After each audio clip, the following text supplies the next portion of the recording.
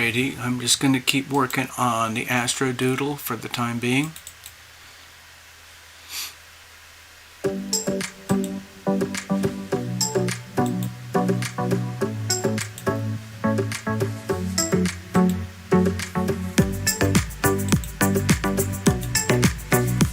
Hello, Ivona. I see you there. Thank you.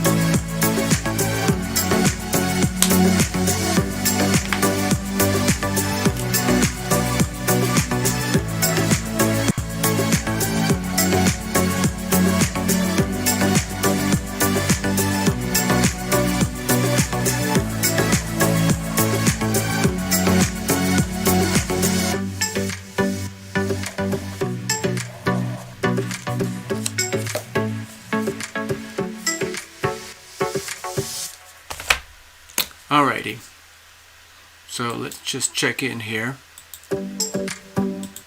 Alright, put this over here for a second. And we'll... Kansas City in the house. Hello, Larry Edward. Good evening, and how are you?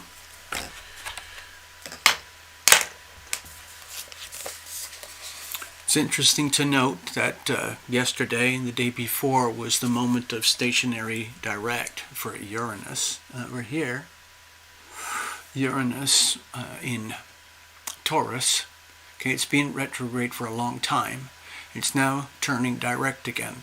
We just, 10 days ago, Mars in Gemini went direct.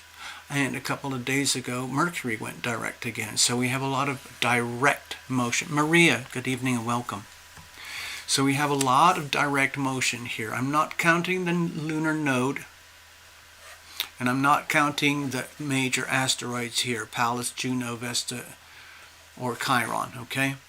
So in effect, from here onwards, basically about the 22nd onwards, we have all the major heavenly bodies. In other words, Sun, Moon, Mercury, Venus, Mars, Jupiter, Saturn, Uranus, Neptune, and Pluto, all moving in what we call direct motion. So it looks from Earth as though they're all whizzing around in the same direction, okay?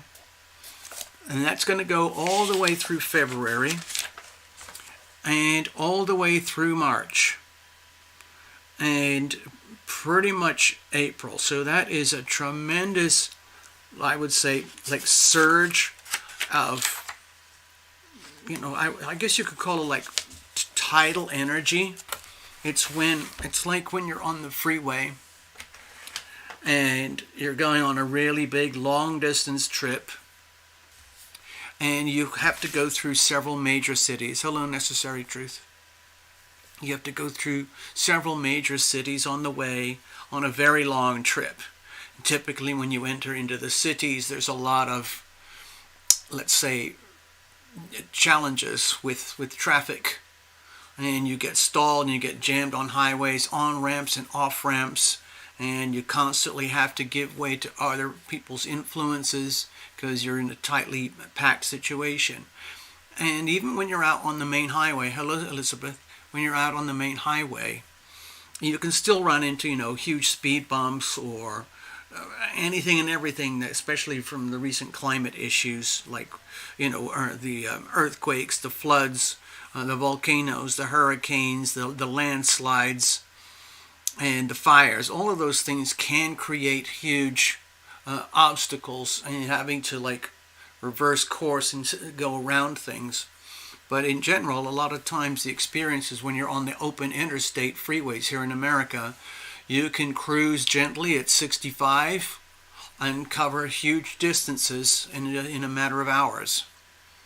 And that's the kind of momentum that I'm talking about here, because when all planets are moving like that, it makes us feel physically, in terms of our impression of what's happening to us externally, like our impressions of our environment, plus what we feel on the inside of us. It feels as though it's like driving through traffic when it just so happens that all the lights are turning green in your favor and you just keep moving.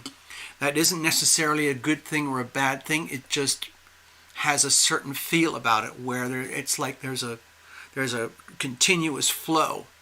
Now, when the retrogrades kick in, typically that, like it or know it or not, it tends to force issues, people, and behavior to have to revise, review, rewind, restructure, reappraise, redirect their situation wherever that particular retrograde planet in that particular degree in that particular house affects you, the particular person in your particular personal astrology. But this is communal energy. It's for everybody. It's all direct for everybody right now. Another thing that's interesting right now is that we're having the Aquarius new moon, and we've got this procession of planets here that are all pretty tight together. There's Venus, Mercury, and Capricorn over here, which is going to start moving like this. But Pluto, Sun, Moon, and Saturn are all basically like in a very tight cluster. They're not in the same sign, but they're really tightly clustered. Sorry, I should really put that.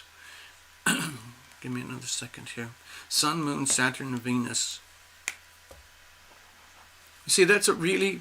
Can you see what I'm talking about? I don't know. It's kind of a mess now. But this is a very, very tight cluster here. Okay? So that's putting a lot of pressure on everyone and everything. Plants, animals, oceans, land, your psyche, your emotions, business, infrastructures, human behavior at these points of critical mass. Now, it is a 30-degree orb of influence here because we're covering everything from 28 degrees Pluto and Capricorn all the way to almost the tippy edge of the last degrees of Aquarius. So that's a huge spread. So that's a huge amount of power compressed into one particular area of your life. Now, some of you know, because we've talked about these before, the question is, this is kind of a universal weather astrodoodle for the planet, but when it comes to the individual aspects, this could look anything like this, depending on who you are, your dominant energy, your sun, moon, and rising sign, and all of that. And I've done this before. For example, if you are a very strong Aries, particularly sun, but maybe moon and rising, the transits for you would look something like this. If you were very strong, let's say, Libra, the transits would be sitting on top of you like this, no matter what the rest of your chart was like. If you're a Cancer, it would look like this. If you're a Capricorn, it would look like this, and so on and so on. And of course, working together, if we do personal readings and things like that, you can tune it down to the very degree, okay? Good evening. Hello, Elizabeth. Hello, Necessary Truth. Hello, Maria. Hello, Larry. Hello, Ivona. Kansas City in the house. I drove through there once about 23 years ago. I didn't really have time to stop. I'm sorry. I know you're pretty well known for your food. Now, let me just check in and say hi. Greetings, good evening, and welcome. So, I have to tell you that I'm not doing very well, and I'm struggling to hold on. I do not feel welcome anywhere I go, anything that I do at the moment. Maybe it's just me personal, maybe it's just the way the planets are affecting me personally, but I've been